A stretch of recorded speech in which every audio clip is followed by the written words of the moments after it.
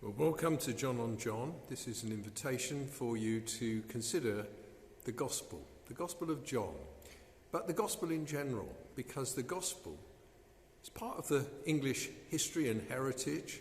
It's part of the history of the world, and many people today have really not even the faintest idea about what the contents of the Gospel are.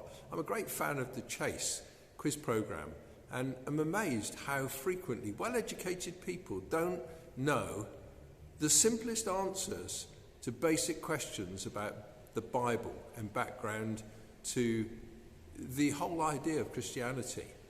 And therefore, isn't it, just from an historical point of view, just from a heritage point of view, worth looking at? But the gospel claims to be the message that determines who you are, why you're here, and where you spend eternity. That's quite a serious claim.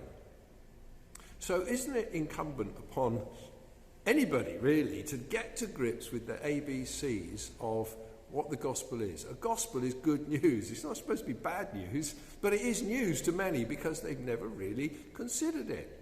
And therefore it's just out there in a vague kind of way. But this is an opportunity to engage on a deeper level and to answer the questions. Why did Jesus come? Who is he? Is he really relevant for today? Paul Johnson wrote a biography of Jesus more recently from a believer. And he wrote in that Jesus of Nazareth was, in terms of his influence, the most important human being in history. He's the most written about and the most discussed. And even today, notionally at least 2 billion people claim to be followers of Jesus in some way or other. And so this is my invitation to you to familiarize yourselves with the basic claims of the gospel, to ask questions about what it's all about. Is it true? What does it mean? What difference does it make whether you accept or reject or neglect? There are many founders of religious movements, but in terms of world religions that have really established themselves, there are just a handful. We could probably think of Muhammad, either Abraham or Moses, Buddha, Guru Nanak, Confucius, and a few more. These have all pointed to some kind of method or to some God that you should follow. Amongst all the world leaders of religions, Jesus is the only one who ever claimed to be God. There are others who have claimed to be God but have never had adherents of any size, or if they did, the movement didn't last very long. And therefore Jesus is in the category of his own that deserves our attention to him. And when we look at the beginning of the Gospel of John, this is an astonishing statement. I mean, what biography would you ever find of anybody that starts like this? In the beginning was the Word, and the Word was with God, and the Word was God. He was in the beginning with God. All things were made through him, and without him was not anything made that was made. This is just unsurpassed in the history of literature, that anyone should write about someone they knew and make such astounding claims. Why would anyone do that? Well, apart from Jesus' resurrection and the miracles that he did and the teaching that he brought, probably nobody would have taken any notice of this. But these things substantiate the claims, and they make them credible and open for us to engage with and to lead us into a relationship with God. At the end of the gospel, it says that many other signs were done by Jesus in the presence of his disciples. They're not even written in this book, but these things are written so that you may believe that Jesus is the Son of God, and that by believing you may have life in his name. And so the purpose for this gospel is to give you a foundation for a true faith that will change your life and will lead to the kind of life that God intended for us as his creatures to enjoy, the kind of relationship with him that we were created for. Now, there are 4 Gospels. Matthew, Mark, Luke and John. There have only ever been 4 Gospels that have been recognised by the church as coming from those who were with Jesus at the time. And those are written for different purposes. Matthew was written for the Jews. Mark was written from Peter's memories for the church in Rome. Luke was written for the churches that related to the Apostle Paul. But John was written for the church in Ephesus. John had moved there and as an old man was kind of summarising towards the end of his life, later than the other 3 Gospels. Maybe he'd read those Gospels and just kind of wanted to put his perspective, fill in the gaps, but also over the period between the events that changed his life and the time he wrote, he'd had a chance to reflect and to consider and to compile and to order things. And therefore, we get a complementary view of who Jesus is. 4 portraits taken from different vantages, but giving us a wonderfully inclusive and full picture of who Jesus is and what he's really like. If we wanted to look at a simple outline of the Gospel of John, the first half could be called the Book of Signs. It's where Jesus' miracles take place, his healings and feeding of 5,000, walking on water, healing a blind man, raising the dead. But the second half of the Gospel is just concerned with the last week of Jesus' life, his entry into Jerusalem, his last evening with his disciples, his final prayer with them, his arrest, his crucifixion, and his resurrection. And we call that the Book of Glory. The Book of Glory, not just because it's got that glorious resurrection at the end, but because the glory of God is seen, not just in the resurrection, but in the death of Jesus Christ. There, in the cross, God made himself manifest so that people could understand the nature of his love, the nature of his power, all that he is doing by way of redemption.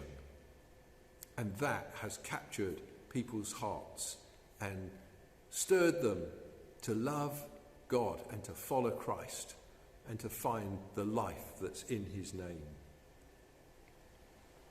Some of the sayings that John records that aren't picked up so clearly in the other Gospels include things like this. Jesus said, "I am the bread of life." When he says "I am," and there are 7 sayings that start with this "I am," he's using the name of God, Jehovah. I am who I am.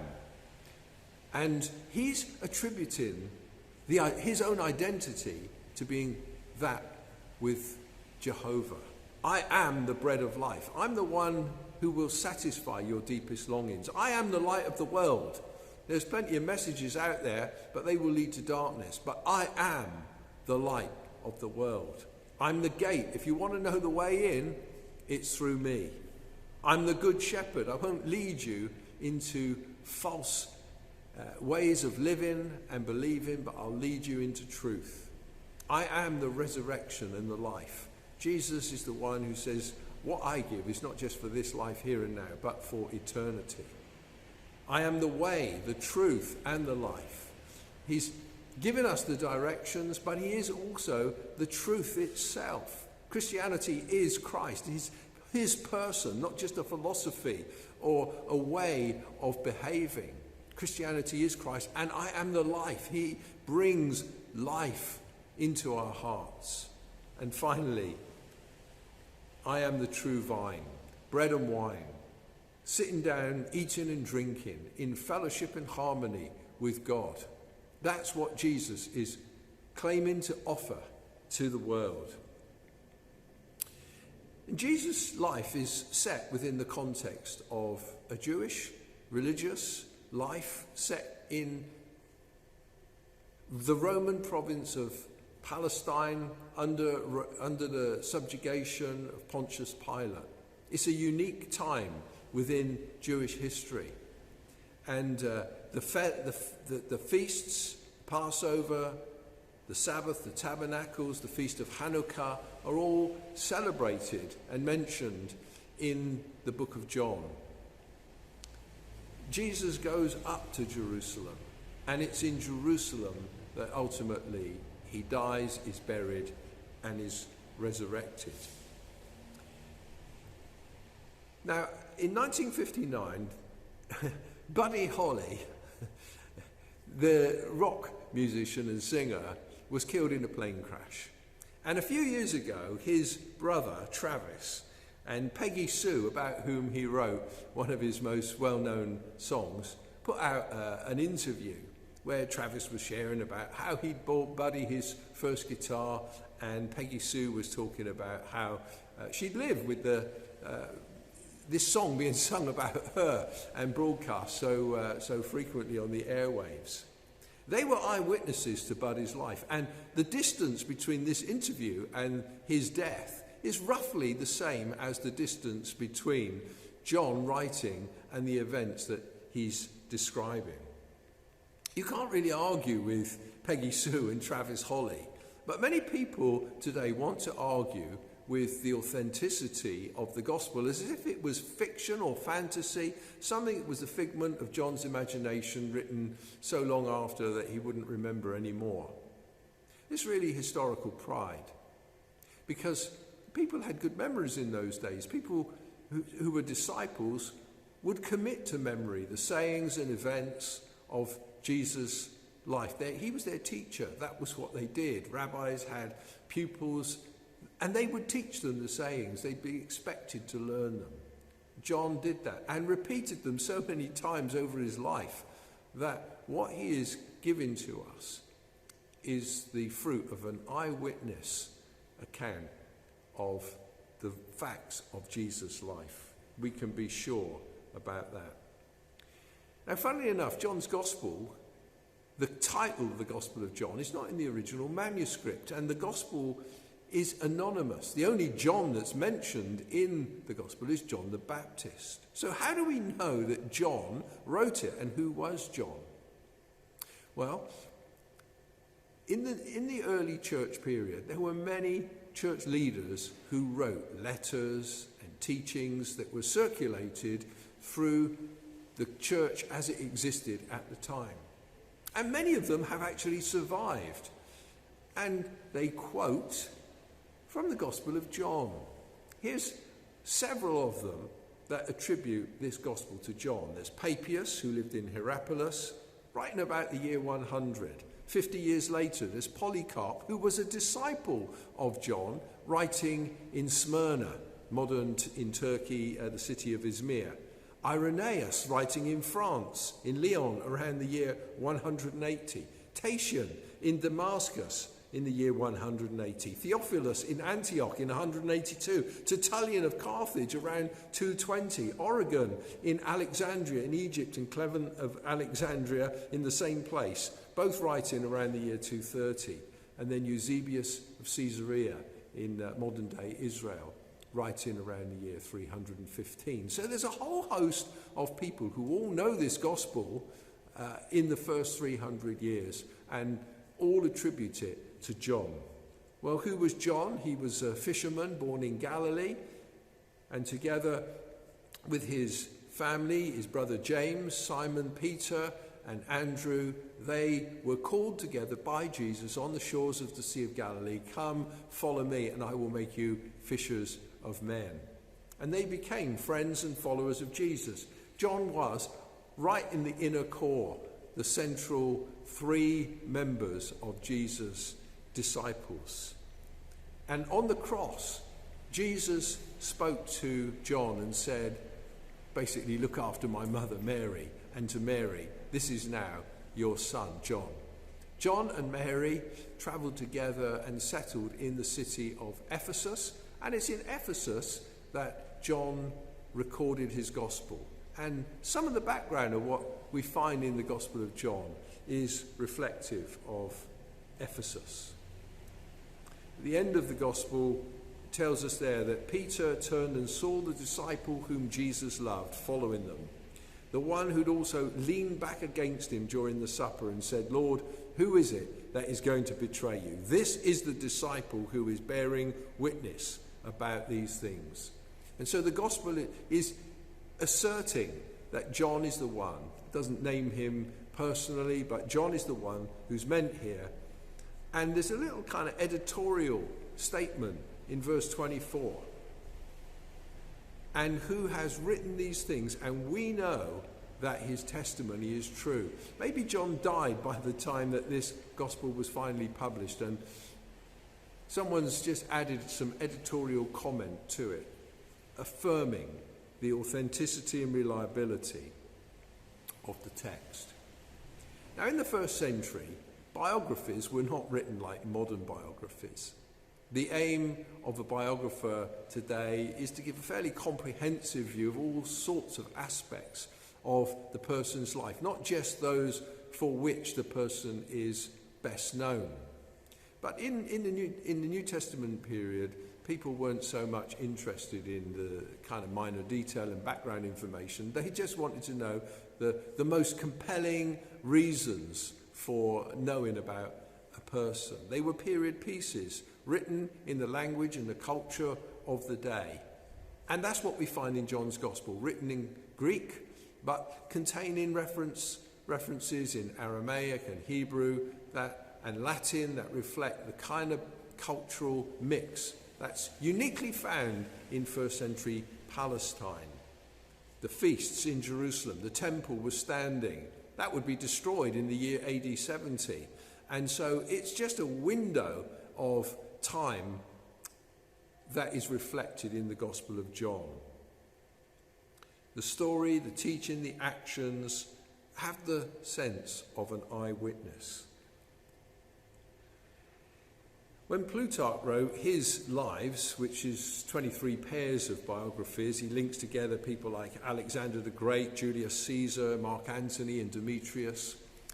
His biographies give us the basis for understanding about the life of these great world leaders of the day.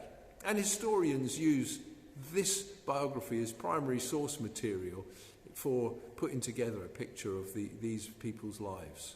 In the same way, John is both a historian and a theologian. He gives us a historical foundation and a theological basis for understanding both the facts of Jesus coming and the reason that God sent him into the world.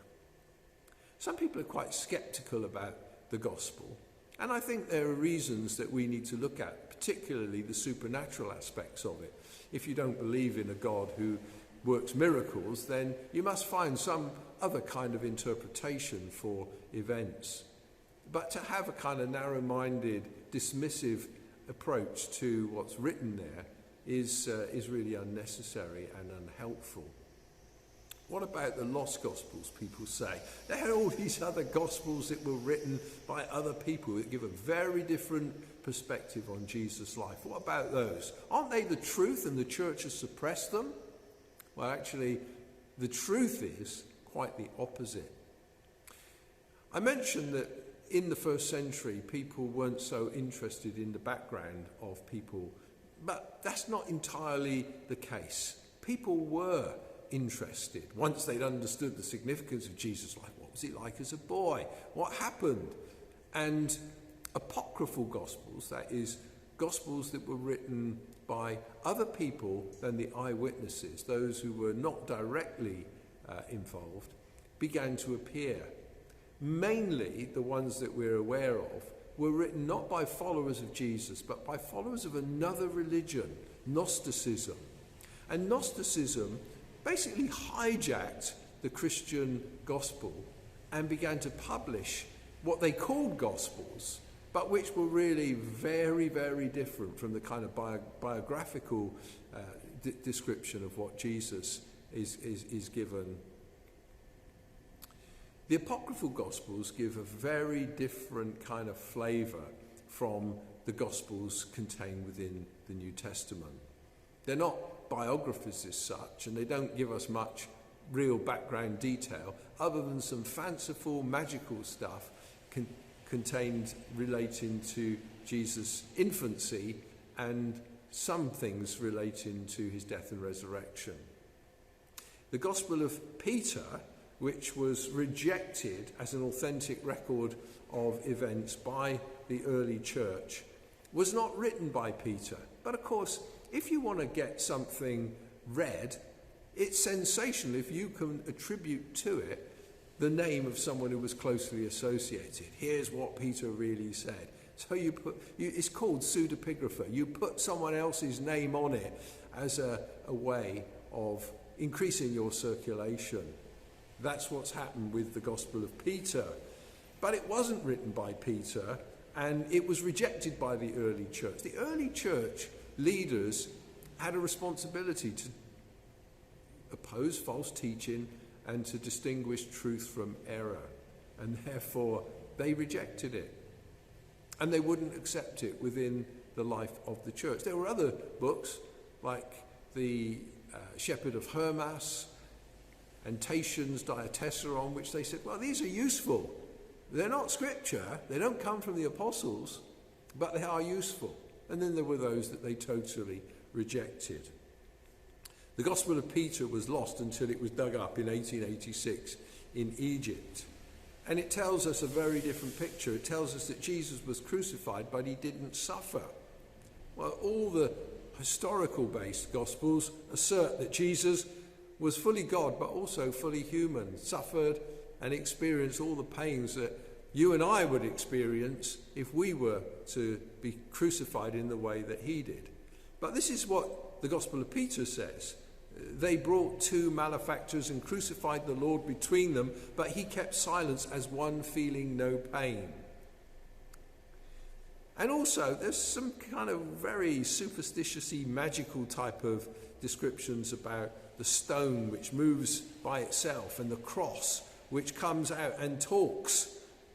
Quote, that stone which had been thrust against the door, having rolled by itself, went a distance off the side, and the sepulchre opened, and both the young men entered.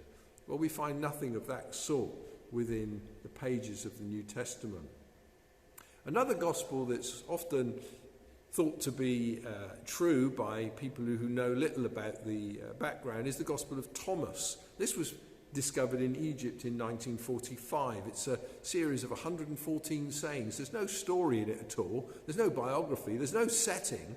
And the thinking behind it is all Gnostic.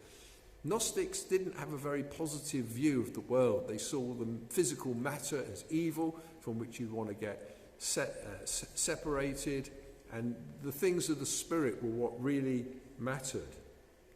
But here's a quote from it. I think it's actually the last of the 114 sayings. Simon Peter said to them, let Mary go away from us, for women are not worthy of life.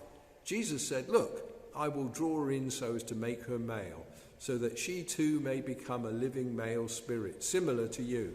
But I say to you, every woman who makes herself male will enter the kingdom of heaven. Well, this idea that there's a superiority of male over female is foreign to the New Testament. But somehow the Gnostics have asserted this and are seeking to get their views making progress in the world by hijacking the Christian gospel. The Gospel of John, on the other hand, also has been dug up, or small parts of it. One fragment, which is now in the John Rylands papyrus in Manchester, was found in 1920 by B.P. Grenfell, and it's dated between 100 and 150 and shows that the gospel was being circulated through Egypt during that time. The gospel was widespread and well read.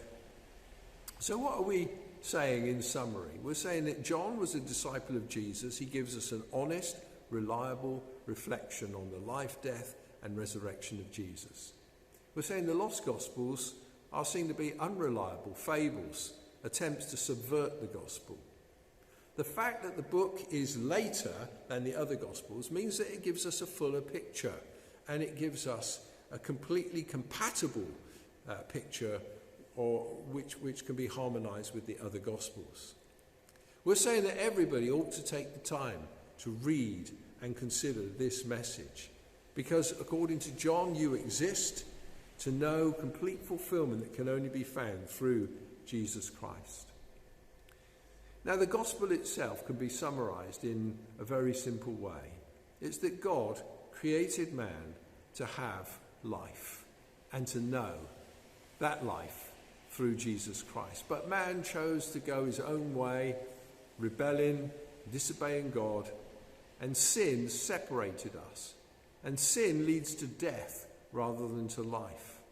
And people feel a need to make things right, and so they reach out for spiritual fulfillment in various ways. They go to church, or they get involved with charities and good works, or try various religions. But all of these, in and of themselves, don't satisfy the longing of the human soul. The Gospel of John tells us that God sent his Son into the world. And we have a choice, really. Our response will determine, do we just carry on the way of our own sinful lives that lead to death, or will we think again and turn again and return to faith in Jesus Christ? One of the most famous verses in the Gospel of John is John 3:16. God so loved the world that he sent his one and only Son, that whoever believes in him should not perish, but have everlasting life. Well, it's telling us that God sent Jesus in order to bridge the gap, to pay the price for our sin. Our sin separates us, but on the cross, Jesus Christ covers our sins. In John 1:29, behold the Lamb of God who takes away the sin of the world. Jesus died so that we could live. He took away our guilt so that we could be free from slavery to sin and from the penalty of sin. And by trusting in him, we can experience forgiveness and we can begin a new life. In the coming weeks, we're going to be looking at the theory of everything, the idea that Jesus holds everything together. We'll examine the miracles, what it means to be born again. We'll look at whether Jesus is the only Saviour of the world and how he satisfies. And that will take us through the first 6 chapters of John's Gospel. But right here and now, you could come to faith in Jesus. You could go from death to life and experience this new life by trusting in him. Faith is as easy as sitting on a chair. You're just putting your whole weight on the chair and it carries you. When you bring the weight of your life, your sin, your anxieties, your fears, all your guilt, everything that you have and are, and just place it all on Jesus, he will take it and exchange it for a life of peace with God. That's my prayer and my hope, that as you examine this gospel, you'll reach out to God and discover that God is reaching out to you to bring you to new life. I hope to see you again.